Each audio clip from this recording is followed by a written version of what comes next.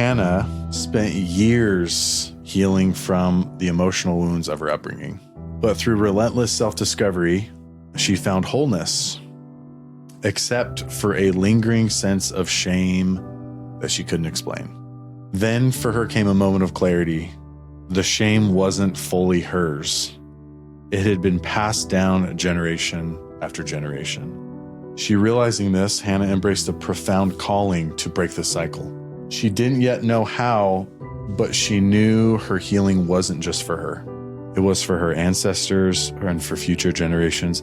As she walked this path, she saw her purpose unfold to help others heal as she had. It's a spiritual calling to be a chain breaker.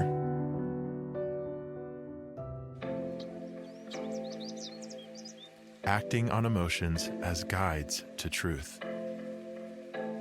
Stillness. Surrendering to what is. Seeking.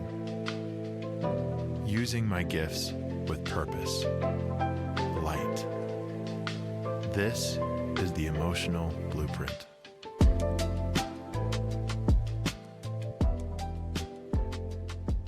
So the other thing that's cool about the journey of a hero is people that take that journey, they also become in many ways like a chain breaker.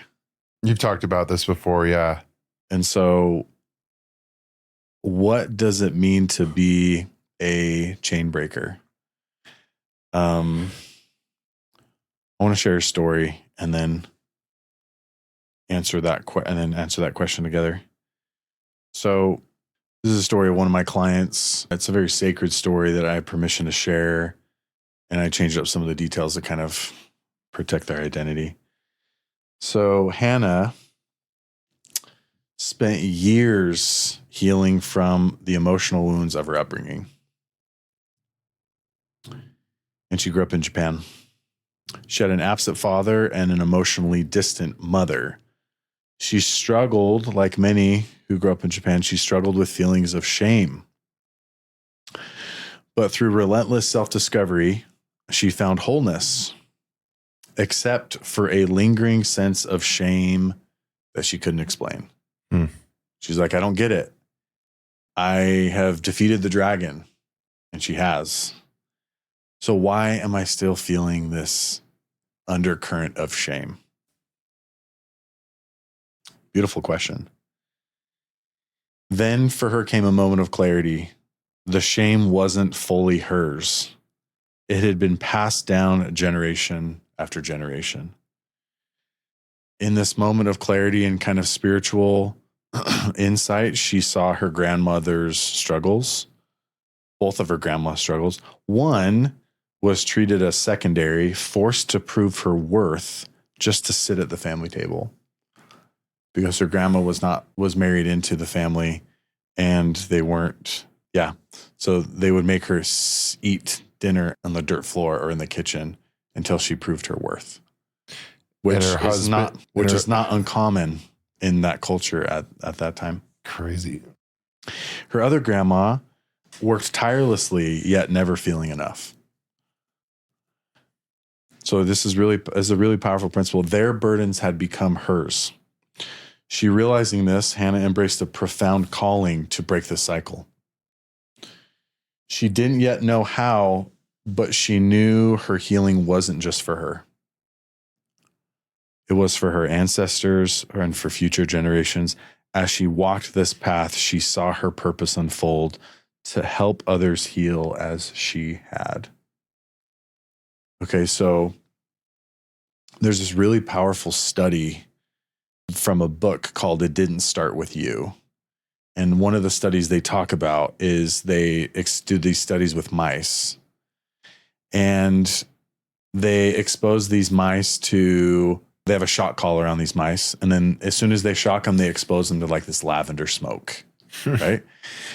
And you know how conditioning works. So they take the shock collar off and then they release the lavender smoke and they still have this trauma response, right? Mm-hmm. They then took this trauma mouse and breeded it with a normal mouse.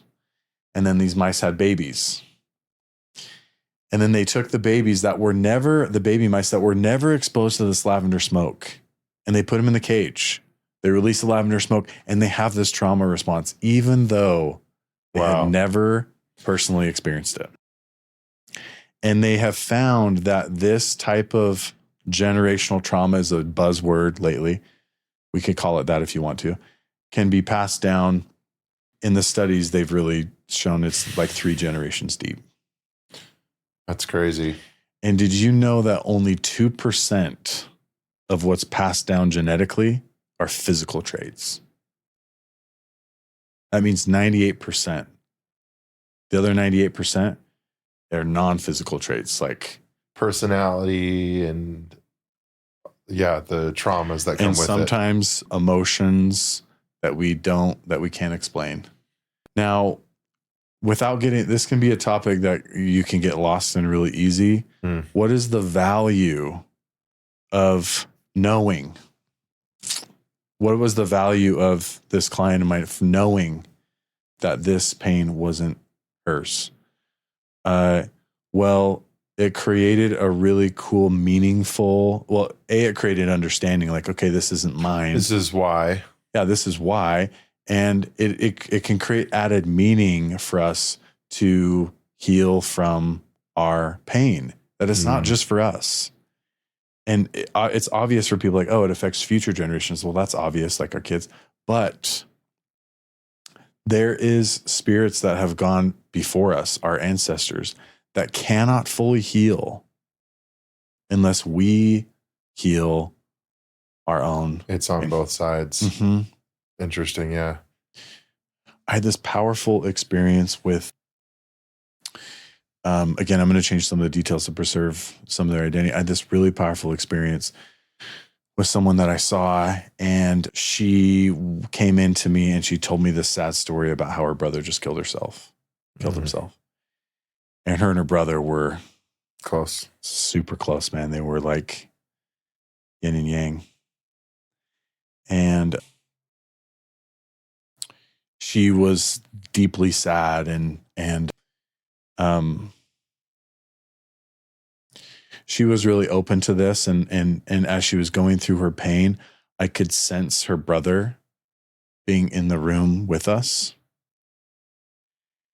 And, you know, as we started to feel more comfortable with each other, and as I really sensed the sacredness of what was happening, I really tried to be still. And her brother would tell me things to say to her. And one of the things that he told me was that I feel horrible about what I did. I have caused you this pain, sister, and I am not going to be able to fully heal and fully heal unless you are able to like forgive him and let go of this. Yeah. And eventually when the time was right, I told her that, and it wasn't about me in any way. I was just, must have opened floodgates. It was really a sacred experience to see that so close. And it's a very real thing. Like we've talked about what heaven could be like. And this line, if we have tried to fulfill our purpose and done the best we can, that there is going to be this line of people that cannot wait to express gratitude and love for how we have impacted them in their life. That's crazy. Present, past, future. That's powerful stuff. Seriously. I mean, it makes sense if everything has a physical and a spiritual connected to it. It's like time, like it's like eternal. That concept of eternity is just one long string. I'll switch the camera so everyone can see my motion here. One long string that connects everything, right? Yeah. Together. Yeah. Well, and what was powerful about the story of Hannah is that she could recognize that her grandparents were like involved in this process of helping her heal. Like these were strong women. who were helping her to actually heal from her own stuff so that she could break the chain, return the favor, and give back to them by taking on this burden of the inner journey and not stopping at like, okay, I'm feeling a little bit better, but there's still more there. And yeah, just a cool reminder to just keep going and the impact that can have on people. So just thought that was a beautiful, super cool reminder. A lot of people, this is a calling that is very common. It's a spiritual calling to be a chain breaker. And what does that mean? To go back to the question, it means it's my calling to break this cycle of pain that has been in my family for potentially hundreds and hundreds, thousands of years. Would you say that it's like everyone, like ultimately it's everyone's calling to do that? Or not necessarily? My belief is that, I don't know, man. My belief is that if you take this burden of letting go, if that has been connected to your parents and their parents, and then obviously, that impact is pretty significant. And you don't just feel a sense of wholeness for you. It's an automatic entry into the next phase of helping others to heal. Because as soon as I become whole or heal from certain things, I'm automatically helping somebody do that as well. So without us wanting to, we naturally step into the next phase of the journey of the hero, which is I have healed and become whole. Now it's my calling to help other people do the same. Is that like the fulfilling your purpose side of things? It's probably not in those exact words, but sure. Now you're meant to have some kind of meaningful impact. Yeah. Even without much effort. Just like you said, being in a room can influence people. Whether you want that to be your calling or not, that is your calling if you take on this burden of becoming whole. So some people get, I wouldn't say tricked into it, but that's Corey's job, is to trick people. they naturally will want to do that. Yeah. Because they've spent all this time grinding it out. Yeah. And being consistent, spending money and time, letting go of their pain and trying to have more balance in their life and all that stuff, deal with stress. It's like, don't you now want the reward for all that?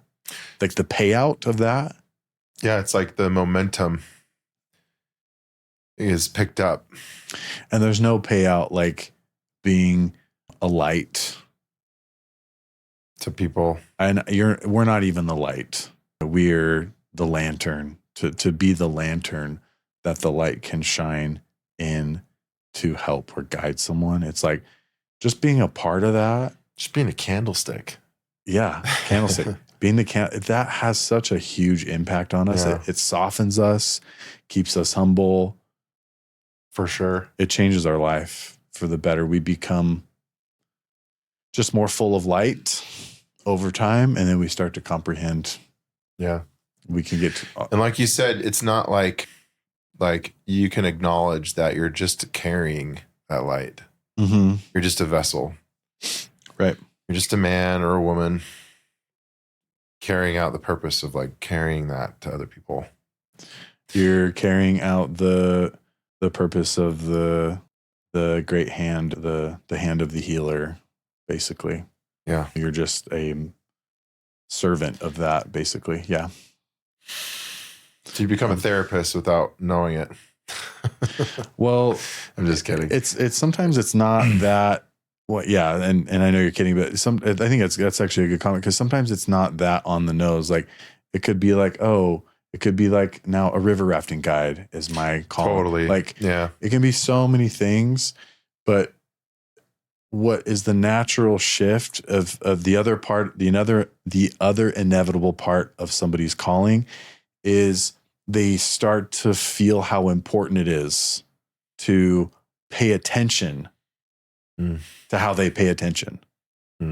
So like this stillness practice, like it's really important for me to pay attention to how I pay attention to my kids. It's really important for me to pay attention to how I pay attention to my friends. It doesn't, yeah. Paying attention to what you're putting your focus on, essentially. Just being intentional. Yeah, man. Yeah. Yep. So it's really cool as the theme of today of like the hero's journey is I love like what we were talking about earlier of like not being a pretender and not being a hypocrite and really kind of embodying goodness.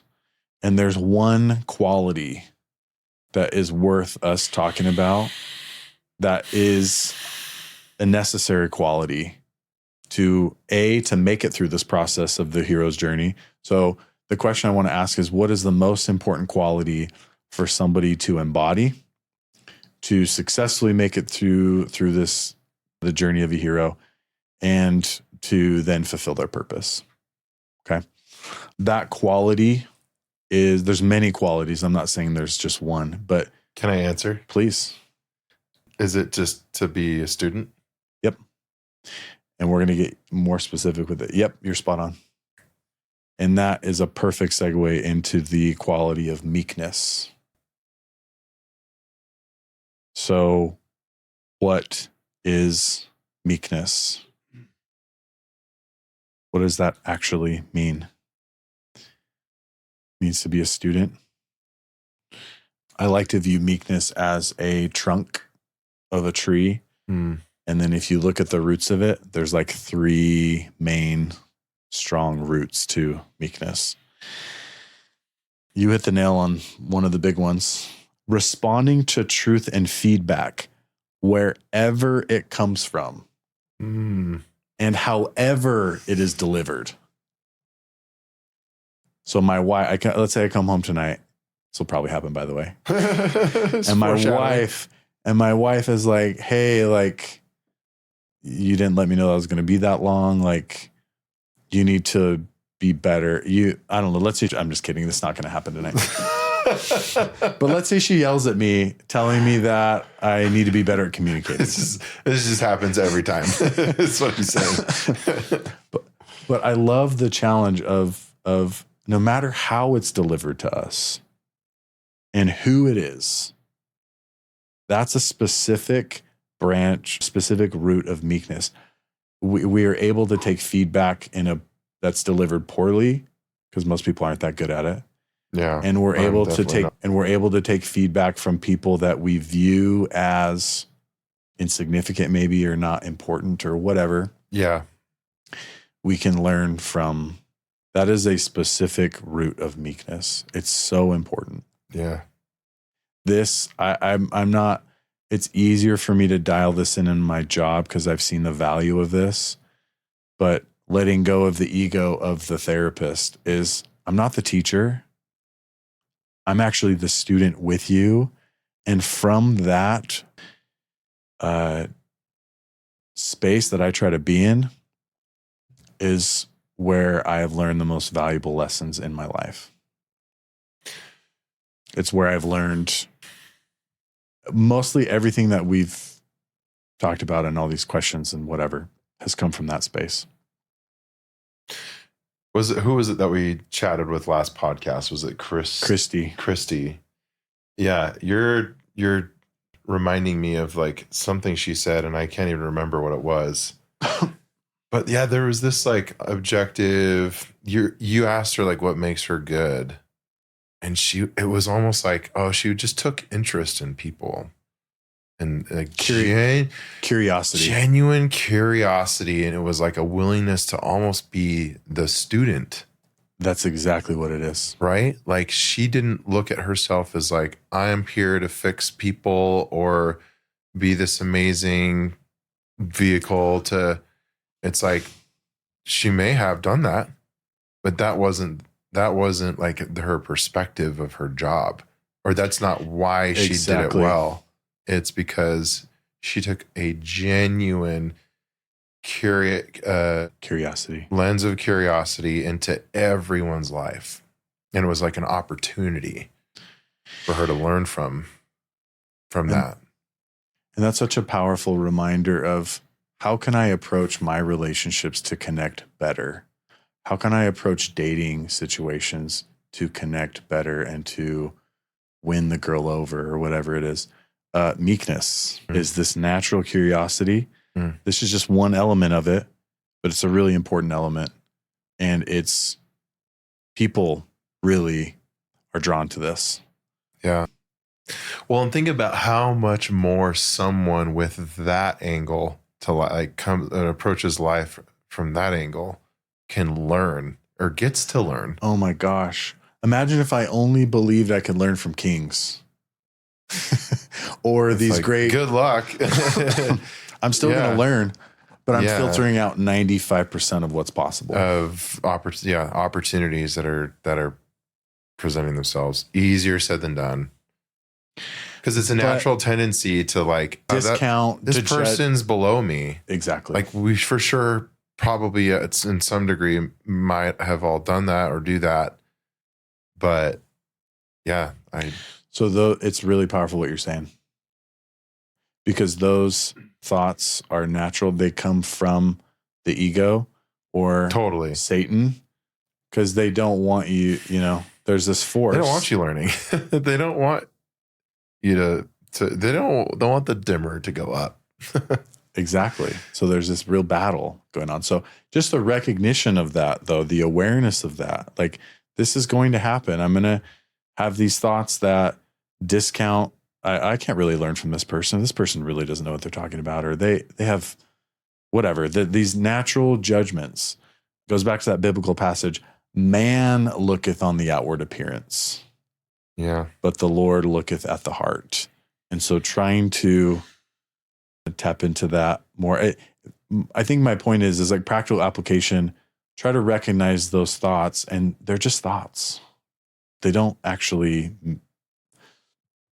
indicate any truth behind them, because the most valuable people that we can learn from and some of the most significant lessons, the most significant lessons that I have learned are people that could be perceived as being a lower status or whatever. My clients, as a therapist, I'm supposed to be the expert. It's ridiculous. Anyways, Yeah. That's cool. So that's one root of meekness. Another root is submissiveness. Submission is a root of meekness. Okay, so a recognition of submissiveness to God and other people. So this is not a strength of mine, it's not even, it's been a great weakness actually for me. As I've developed with this, it's been a lot easier for me to be submissive to God. And obviously, this great power, nature, this great power. That's changed my life for sure. The biggest challenge for me is being submissive to other people and what other people want. This has played out the most in my marriage. And for so long, my wife has known this and I've known this, like I need to be more gentle in my approach. You've known me for long enough knowing that has not been a strength of mine. That's something I've been working on or tried to work on for years. And it wasn't until recently where I had this breakthrough. Like if you really want to develop more gentleness with your wife and other people, you need to look at the root of that. And the root of that for me was I have to submit more to what other people want and be more submissive. Okay. What does that look like? It looks like my wife texting me when I'm on my way home from work, and her text says, "Hey, it's been a really rough day with the kids. Can you pick up dinner on your way home?" 60 days ago, 2 months ago, I would say like, no, like let's just make something at home, like, because I don't want to stop and get food. Yeah. It's been a long day for me. Yeah. I'm tired. Like my mind, I'm like, I don't want to stop. Yeah.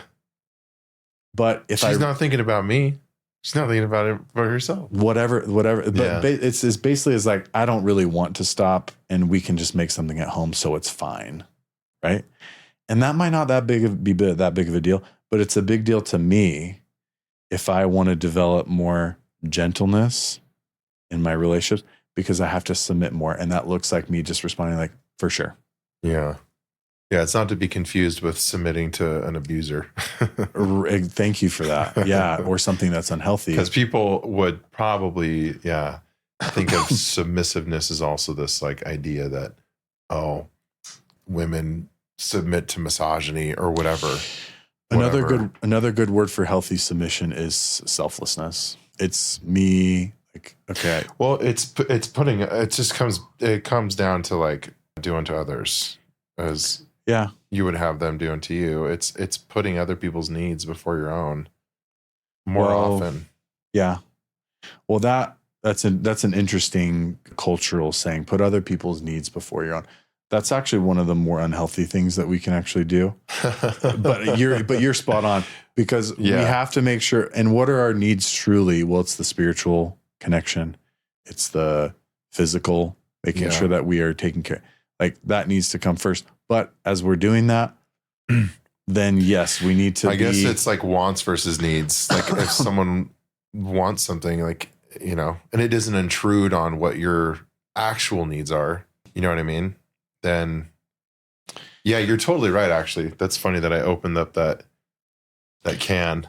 No, I totally understood what you were saying, but people misinterpret that. Exactly.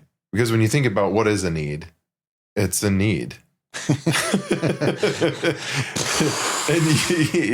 But like you dropping bombs right now? Yeah, you stopping, you know, whether you stop to get food or not had nothing to do with your needs. It wasn't going to affect me in any way. It wasn't going to affect you in any way. Right. But actually it was, because if I really want to develop more gentleness, I need to be intentionally more submissive or selfless. Yeah. You need to be more submissive. Yeah, exactly. So you needed that. No. And though this is a work in progress for me, it's interesting to contrast this with you, because this is a gift that my weakness is your strength. You are very gentle. Maybe to a fault, right? Like it can swing too far.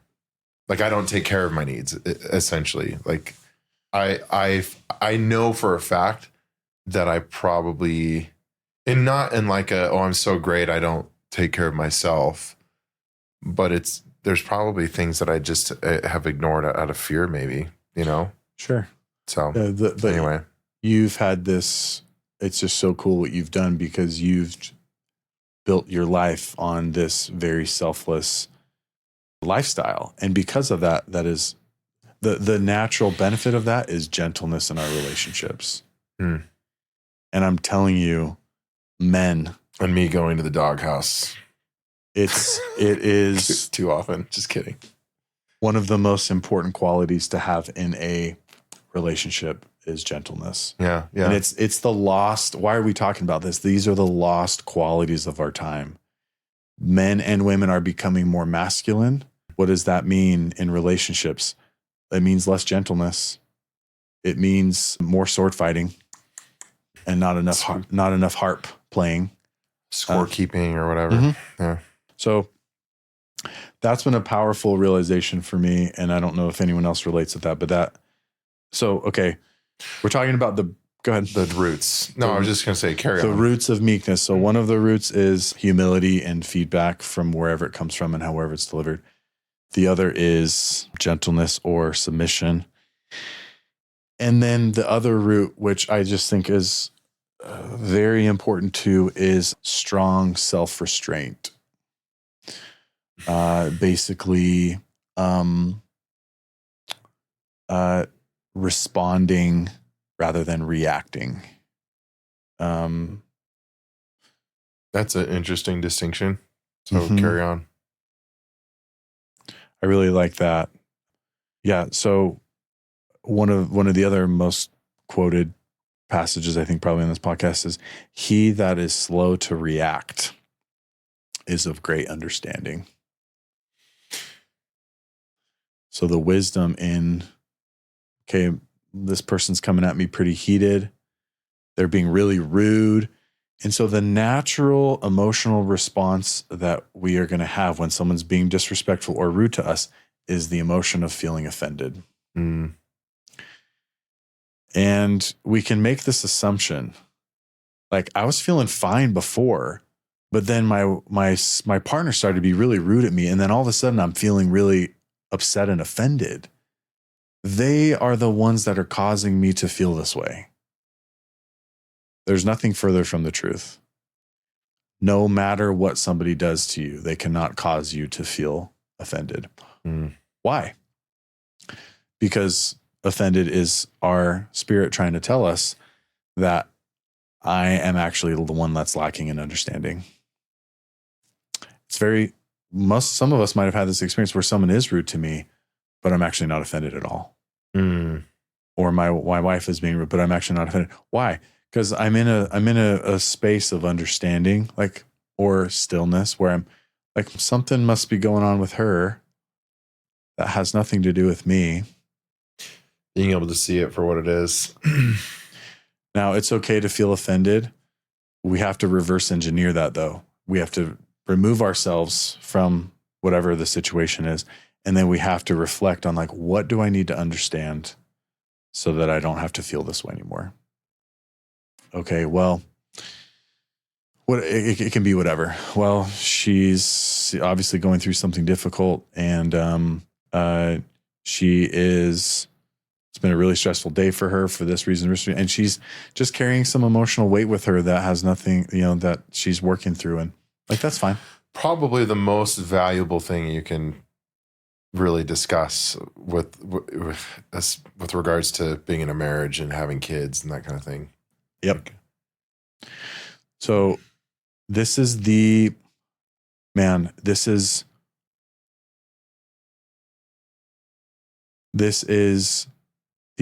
that comes up the most in relationships, and it's the emotion that ruins the most relationships. What emotion specifically? Again? Offended. Especially when we believe that it's someone else's fault. Now, don't get me wrong. If my wife is rude to me, she's responsible for that, but she's not responsible for me feeling offended. That's my own lack of understanding. Yeah. So that's a beautiful, goes back to the meekness. Now the self-restraint, okay, if I'm feeling the strong self-restraint is if I am feeling offended, the practice is I am removing myself and taking time to reflect on it before I try to pin that on someone else. Yep.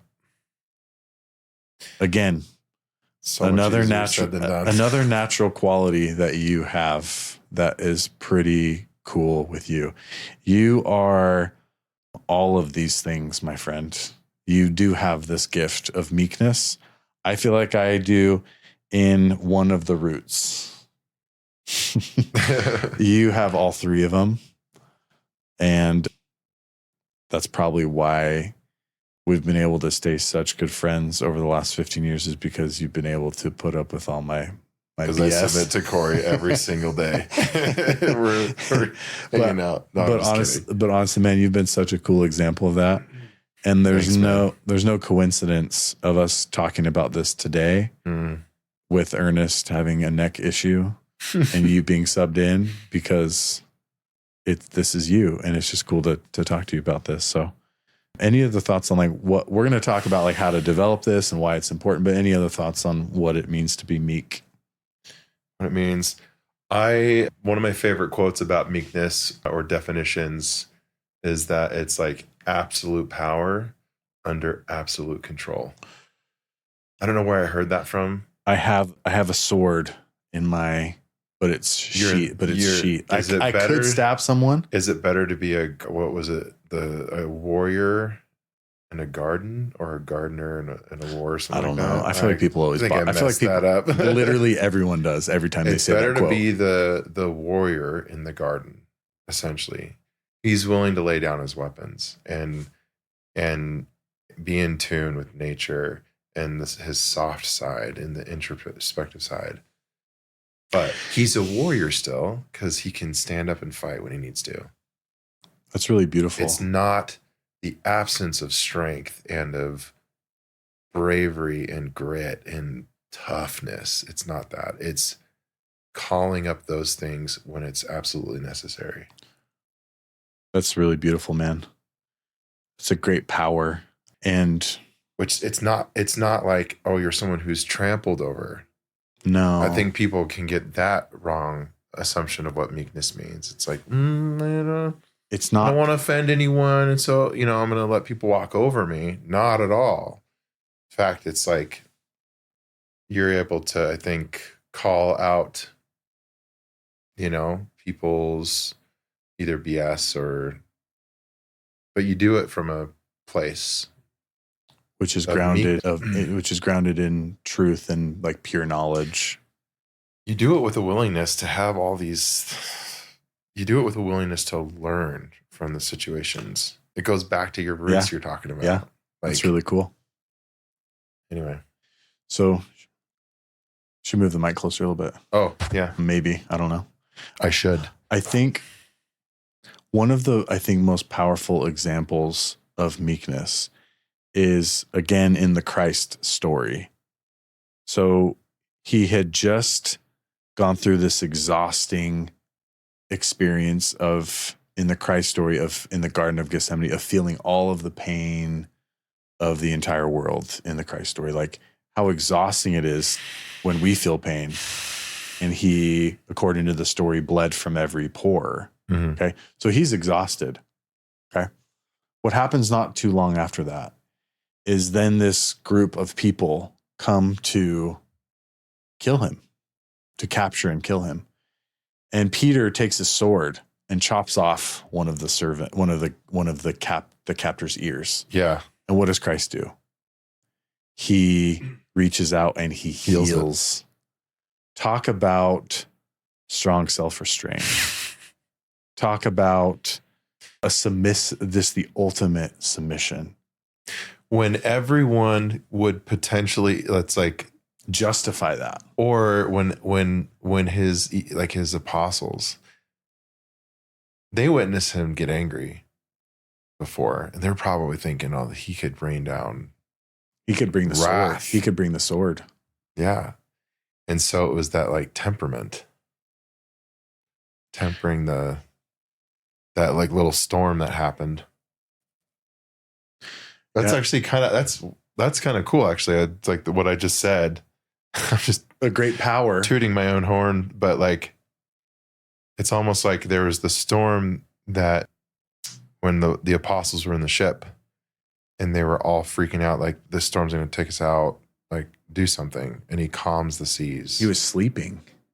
Yeah. When that was happening. Yeah. And he's like, yeah, you guys just don't worry. You have a little faith or whatever. Yeah. Where's your faith or whatever. But it's almost like he calmed that emotionally charged sea by just reaching out and not reacting with the fist. That's powerful, man. It's very cool. So, why is this important? There's this great quote from David Bednar, and he says, meekness is the principal protection from the arrogant and prideful blindness that often arises from prominence, position, power, and wealth. So basically, meekness... Repeat that one more time. Meekness is the protection against developing an ego that so often comes with position, power, or wealth. Okay. How is this true? We've talked about how does meekness, how does developing this quality and seeking this quality, how does it protect us against developing a giant ego? I thought about the idea of stillness and how I feel like meekness, the very definition of it, is being still when you need to be. And I agree with that. That's probably true about every quality, but specifically with meekness. Yeah, because like in all these examples we're talking about, when Christ, he has all the power, right? He had all the ability in the world to just like smite everyone that was whatever. But he just reaches out, just total control, over the situation or stillness. Mm-hmm. And so I think of like, if you're blowing up and naturally, I think you're going to develop a little bit of an ego. I don't think anyone's immune to that. I don't think anyone's, that's going to creep in for sure. And you're going to start to feel puffed up, you know, and feel like you're above other people in certain ways, maybe. But a stillness reins that in to wait a minute. I'm no different than anyone else. I'm just a man. I'm just a woman who's just trying to, you know, maybe just create. You're hitting the nail on the head, man. It's so meekness is the principal protection against developing pride or an ego. Like, it is one of the most important qualities for us to seek to do that. We're talking about why that is. I think you're hitting the nail on the head, because a key root of meekness is a accurate recognition of who we are and the role that we play in learning from God and from others. It's a recognition that where we are at, whether we do have great power or wealth or position or prominence, whatever our life situation leads to, it's a recognition that where we are at is because we have listened to God and others. It's not because of, like, that's the reason. Okay, so as soon as we step out of that, as soon as we start to believe, I did this, I am healing people, I am making my own money, it's because of me, what happens? Well, the great fall happens. The house of death begins. The wasteland of dry stones. Because that's a refusal of the truth, which is another way to say we are not being. So to me, that makes perfect sense. Totally. Yeah, I love this topic. Ultimately, it's like, I knew you would, because it's you. Well, ultimately, it's just a recognition of, like, where does all this come from? Ultimately, like, it can all be taken away. Exactly. Like, it can all be taken away in a split second. Like, I don't know. That's very true, man. Like, we're susceptible to all kinds of stuff. And when the markets crash and your stocks plummet or whatever, like, what are you left with? Well, and let me share this, because I think that's such a valuable, relatable thing to say, because none of us are perfect. So as soon as we mess up, technically there's light, darkness is coming in, and some of the light is leaving us. So we are losing some of that light through every, mistake we make. Yeah. So again, it's so valuable to go back to that biblical passage. In returning and rest shall you be saved. In quietness and confidence shall be your strength. So remember, it's about returning to stillness. It's about returning to God. It's about returning to us and resubmitting, recommitting, aligning, and then the light is able to come back. So it's not like when we say it can leave so quickly, yes, it can, but it can come back quickly as well. It can start to leave permanently if we are in an active state of ignoring our emotions and ignoring guilt and ignoring sadness, ignoring all of these messengers that are sent to try to help us. I love what Kimberly said. If we start ignoring that, then we engage in this self-betrayal. We are literally assisting in the light leaving, and yeah, so it's beautiful. It's really important. We talked about this a little bit. how developing meekness, why is this worth your pursuit? Well, how does it help in relationships? Why is this spiritual gift so important in relationships? You want me to answer? Yeah. I'd love to get your thoughts. I mean, the obvious is like in a marriage, you have so many opportunities to like react. Right? Right. There's just so many every day. A lot of it, like if you have kids that are little, particularly in my situation, a brother and sister that are just like yin and yang, like they fight. They're just opposites. And Noah's like ultra sensitive. My son Noah's 6.5, almost 7 actually in a month. My daughter's 10. She is like, it comes off pretty insensitive. She has a sweet side to her for sure, but like she can just come in and bulldoze and he just falls apart so quickly and so easily. So there's a lot of just like at the end of the day, it just can just be like wiped out from that. Like all the tension, all the crying, all the, she did this to me and oh no, he started it, whatever. All that stuff is, I can come home. The conflict. I can come home and either react to that or listen, hear her out, take the kids, whatever, and be supportive, still enough and supportive, submissive. Yeah, exactly. It's, I don't know. It's like, those are like the obvious. What was the question again?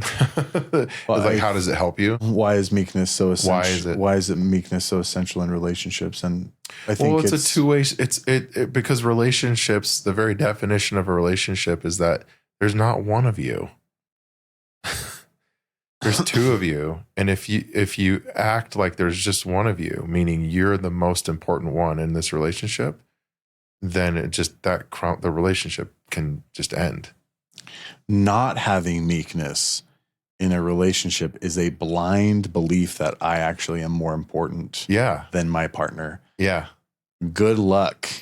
Yeah. If that isn't, and this is all unconscious. You know, this was unconscious for me, I think, until, I mean, hopefully I continue to do better, but to some degree, I think this was unconscious for me in my own marriage. Yeah. Which is why I wasn't being as submissive and selfless as I would have wanted to. So so that's important. And I think the core of this is, remember the core of meekness is a willingness to learn from someone, to take feedback no matter how it's delivered.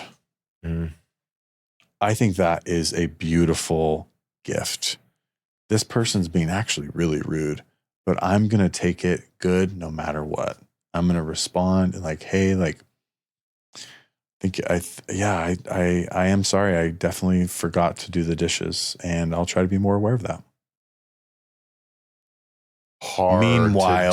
Meanwhile, the screaming or whatever. Yeah. And this isn't my wife, by the way, but this happens a lot.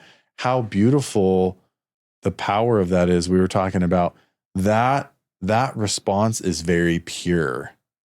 And going back to what we were talking about, that purity then can become a mirror for that other person. This is why when you apologize in your relationship and take responsibility, if you're in a somewhat healthy relationship, what's the natural response of the other person when you apologize? They'll do the same. Why? They'll reciprocate. It's not just because they're copying you. You are actually being pure and authentic. And in that moment, you are being a mirror. I was just going to say that. Yeah. So the goal in our relationships is really to be pure and to be that mirror, so that we don't have to tell our partner in words as much what they need to work on. We are obviously doing it by example.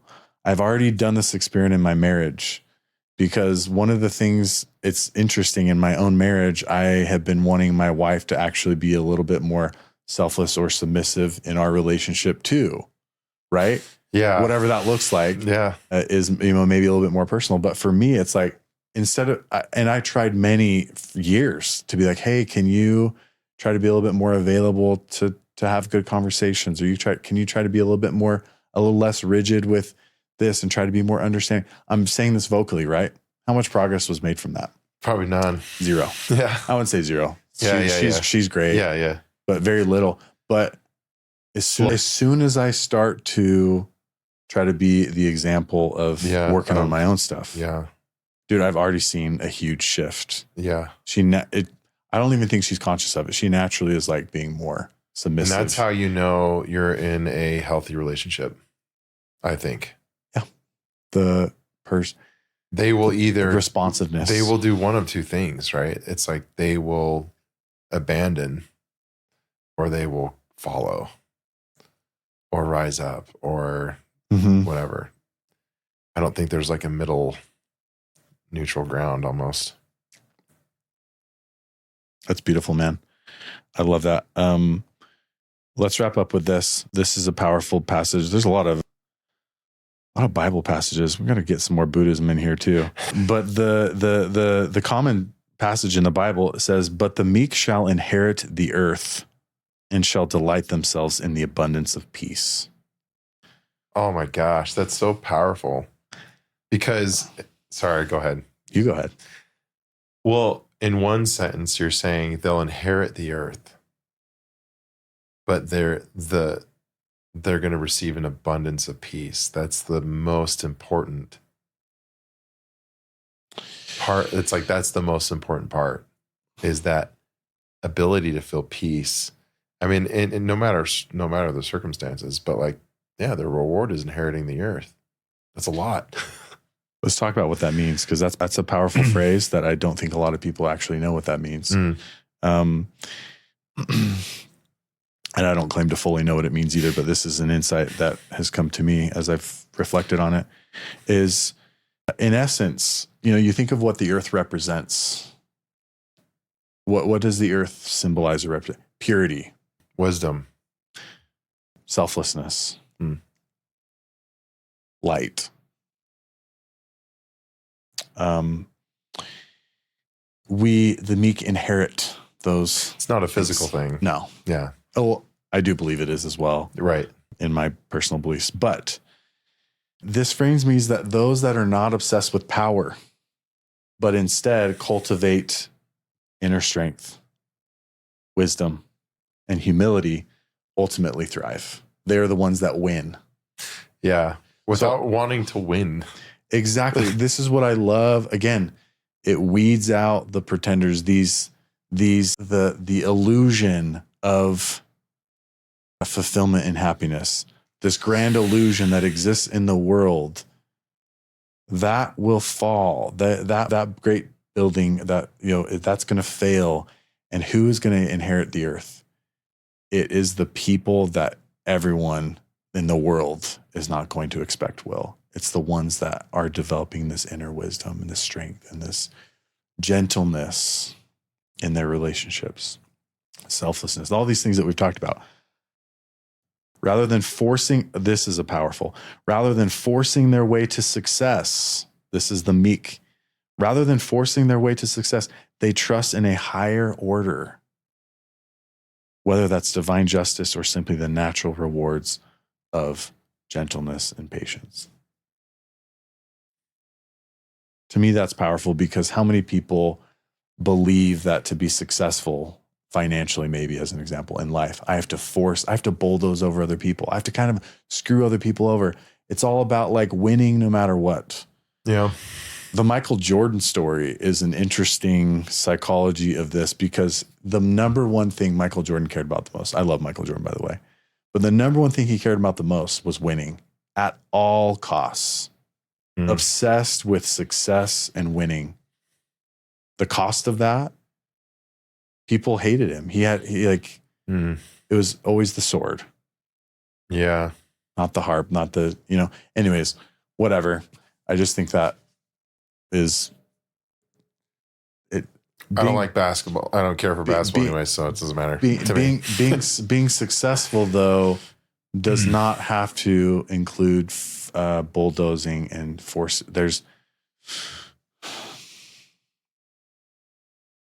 I think sometimes it does, but that's not the way to go. Absolutely not. because you end up, it's a sacrifice that, anyways, people have to go through their own journey with that, regardless of what we say. Well, it goes back to like, if you're sacrificing, if it's like at all costs, then you're willing to sacrifice relationships for your own gain And God and spirituality. and you're putting yourself in front of other people. Like And you develop this ego because you believe that you are. and it may important. even, maybe, who knows, maybe you have decent intentions even. Like, I want to win so that I can be inspiring or whatever. I have a hard time believing that type of person would bulldoze through people. You'd be surprised, man. Yeah. I've seen that a lot, actually. So anyways, I just think that's a cool reminder that this, to put it in a different way, the way of living of, I'm going to live my life that is in line with what other people want and where other people are at. Kind of this acceptance of like, okay, Ernest is hurt tonight. His neck is hurting, or whatever the situation is. Yeah. I'm not going to be upset by that. That's where he's at. That's what's going on. Me and Dane will do the podcast. Yep.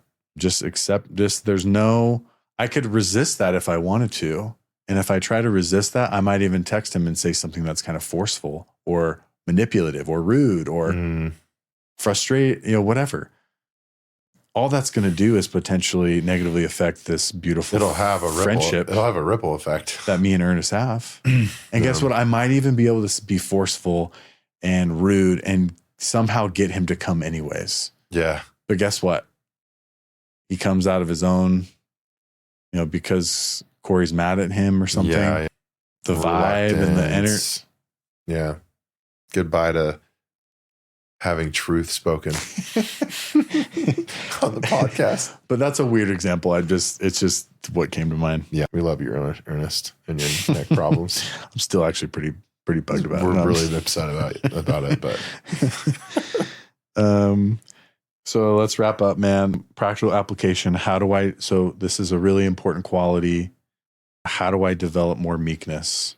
How do I actually do this?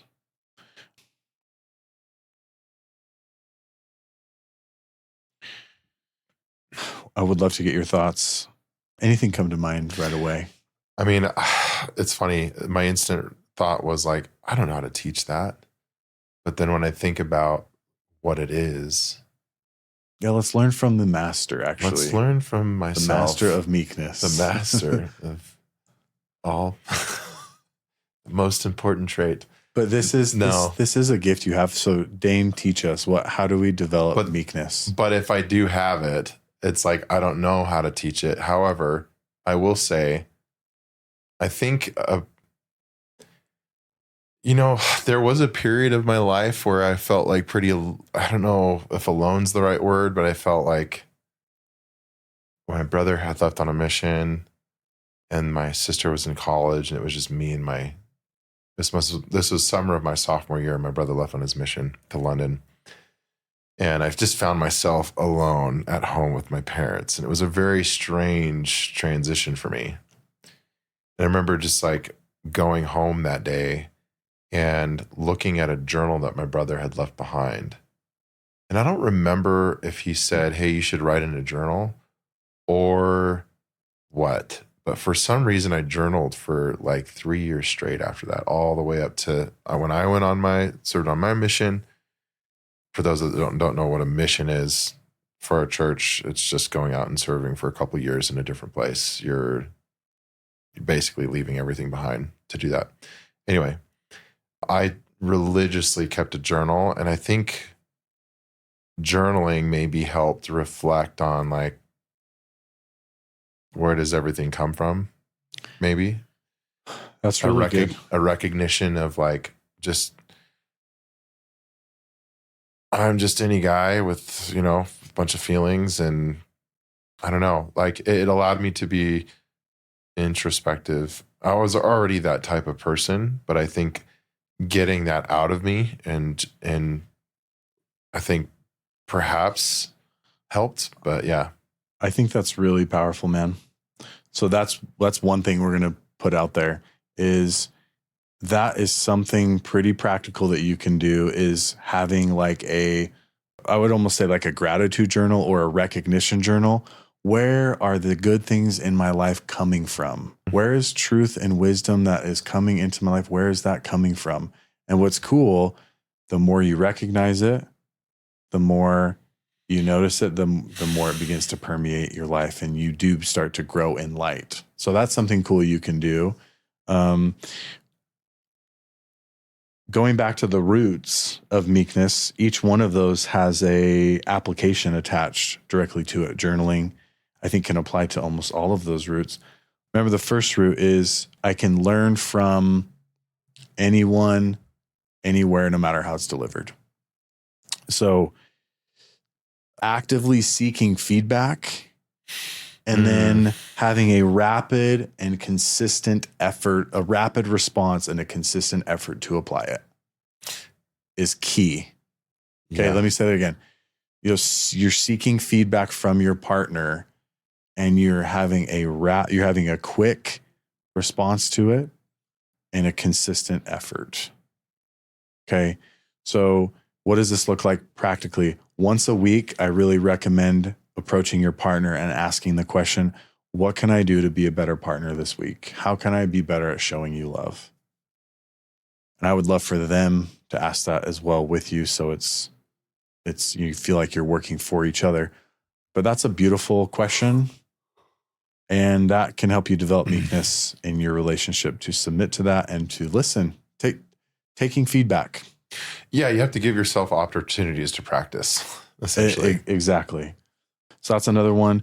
I submit to others by putting myself in the role of a follower, and when needed, a leader, kind of like what you were talking about. So for me, my example is I need to be meditative and prayerful about recognizing things that my wife asks me to do or wants me to do that I don't want to.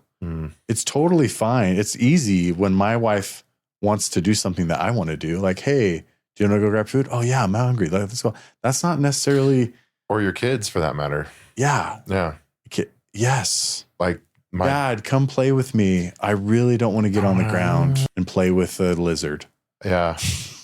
Connecting with your kids is like so important and overlooked. Opportunities for that are overlooked. And I would say just learning from, one of the things I learned from this podcast was when you had, was it Adam Rogers? Mm-hmm. I'll shout him out.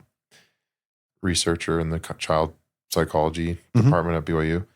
He talked about just the value of spending time, like quality time, not just like, oh, you're there, but you're actually like getting on your kid's level. Being willing to do that on the level of anyone that you're with, right? Leveling with anyone. Physically getting on their level. Physically, but that's also like a part of like you're like in their world, willing to submit to what they're doing. And that's really powerful, man. If you have kids or teenagers, even adult children, it's like there's so many opportunities to practice developing meekness with them by joining their world. I think we talked about like, well, I'm a parent and I don't like playing with a lizard, or I don't like video games, but my teenage son does, or I don't like. How adolescent, I say this with love, but how adolescent are we sometimes in those moments where we think we have to have the same interests to submit and connect with people? It's like, it's not about the activity. It's about, obviously, that's another deception of the mind or Satan that can easily. That you have to have the same interest in order to connect. That's what teenagers think. Yeah, it's surface level. Yeah. Adolescent. So it's fine, but it's good to be aware of that. So I love what you said, man. That's powerful. And then I think the other thing that you can really use as a litmus test is, can I be aware of when I'm feeling this offense? Can I be aware of when I feel offended in my relationships? And take time. Don't try to pin that on someone else. Can I then take time to find this understanding? And the natural pushback I get from that as we close is, wait, this person is being rude to me, and you want me to be the one that is cultivating understanding? That's not fair. it's like, technically it's not fair, but it's my response to that might be, well, like, do you want to be right? Or do you want to have peace? Okay, yes, they're being rude. You have to own your own, you have to be responsible for your own emotions. The exception to this is hurt. When somebody hurts us, it's on them for the most part. But whether emotionally or physically, obviously. The message is the same, that when somebody hurts us emotionally, well, that's either betrayal, abuse, lying, or cheating is the big four that we see with that. It's like, that's definitely on the other person, but yeah, offended. Yeah, taking responsibility for that and just practicing removing yourself when you feel that and trying to find understanding is a powerful practice of meekness and gentleness and strong self-restraint. There's the power of this, going back to this visual of meekness, is the trunk, and the roots are these three things of taking feedback and strong self-restraint. And then what was the other one? Submissiveness. Yeah, submissiveness. Each of these has, the roots go deeper from each of these three, and they lead to the development of other valuable gifts. Submissiveness leads to gentleness. Selflessness leads to gentleness. Strong self-restraint leads to perspective and understanding.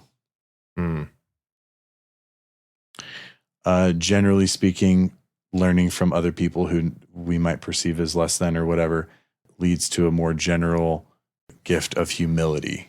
Okay, so it's these roots start to connect with other trees that are, so meekness is just, we can't say enough good things about it. It's one of the most important. I would say, in my opinion, I'd say meekness and love. Meekness is love in many ways, are two of the most important qualities that we can aspire to. Especially when it comes to relationships. I mean, think of how it's the entry of almost everything. How am I going to develop anything else in my life if I'm not willing to learn from other people or God? I'm stopped. My progression is halted in every way. So becomes key. Yeah. Rapid acceleration of your growth, I think, happens when you have it can happen, I should say. Yeah. Thank you, man. Thank you. If you have benefited from this podcast in any way, it would mean the world to us to have you subscribe, to allow us to keep it going and bring on inspirational human beings.